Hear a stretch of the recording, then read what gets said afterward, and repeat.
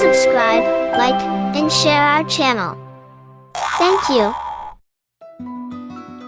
آج کی یہ کہانی کسی بچے کی نہیں بلکہ ہر اس شخص کی ہے جو زندگی کی کچھ حقیقت سیکھنا چاہتا ہے۔ ایک دفعہ کا ذکر ہے کہ ایک شخص نے ایک چھوٹے سے سانپ کو پالا۔ سانپ شروع میں بہت چھوٹا تھا، لیکن اس شخص نے اسے پیار اور محبت سے بڑا کیا۔ دونوں کے درمیان ایک بہت گہرا تعلق قائم ہو گیا اور دونوں ایک دوسرے کے قریب آ گئے۔ سانپ روزانہ اس شخص کے ساتھ رہتا، کھاتا، پیتا اور ان کے درمیان دوستی کی ایک خوبصورت مثال قائم ہو گئی۔ وقت گزرتے گزرتے سانپ بڑا ہونے لگا اور ان کی دوستی بھی مضبوط ہوتی گئی، مگر ایک دن سانپ کی طبیعت اچانک بدلنے لگی۔ وہ گھر میں چڑچڑا سا رہنے لگا، کھانا پینا چھوڑ دیا اور دن رات اس شخص کے جسم پر چڑھتے، گھومتے اور سونگھتے رہتا۔ 5 دن گزر جانے کے بعد سانپ کی حالت میں کوئی بہتری نہیں آئی۔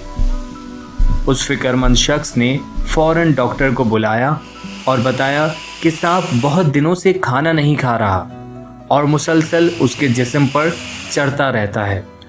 ڈاکٹر نے فوراً اس سانپ کا معائنہ کیا اور سوال کیا کہ کیا سانپ واقعی اس کے جسم پر مسلسل چڑھتا اور اسے سونگھتا رہتا ہے؟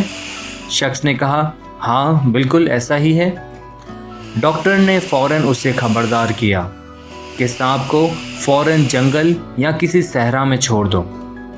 جب اس شخص نے اس کی وجہ پوچھی تو ڈاکٹر نے بتایا کہ سانپ گزشتہ 5 دنوں سے اس کے جسم پر چڑھ کر اس کی لمبائی کو مد نظر رکھتے ہوئے اس کی جگہ بنانے کی کوشش کر رہا ہے تاکہ وہ اپنے پیٹ کو خالی کر سکے اور اس کے بعد اس شخص کو کھا سکے۔ سانپ اسے کھانے کی تیاری کر رہا ہے۔ یہ سن کر وہ شخص حیران اور بڑا پریشان ہو گیا۔ اس نے سوچا کہ وہ سانپ جسے میں نے پالا اور بڑا کیا، وہی اب اسے کھانے کا خواہش مند ہے اور وہی سانپ اس کو کھانے کا ارادہ رکھتا ہے۔ اس شخص نے اپنے مالک کا شکر ادا کیا کہ اس نے اسے اس خطرناک صورتحال سے بچا لیا۔ فوراً اس شخص نے اس سانپ کو صحرا میں چھوڑ دیا۔ اس کہانی سے ہمیں یہ سبق ملتا ہے کہ انسان اکثر لوگوں کو پہچاننے میں غلطی کر دیتا ہے اور دھوکہ کھا جاتا ہے۔ اس لیے ہم جب بھی کسی سے دوستی کریں تو اس کی فطرت کو پہچان لیں، کیونکہ کچھ انسان یا جانوروں کی فطرت کبھی نہیں بدلتی۔ Hey viewers, please subscribe, like, and share our channel. Thank you.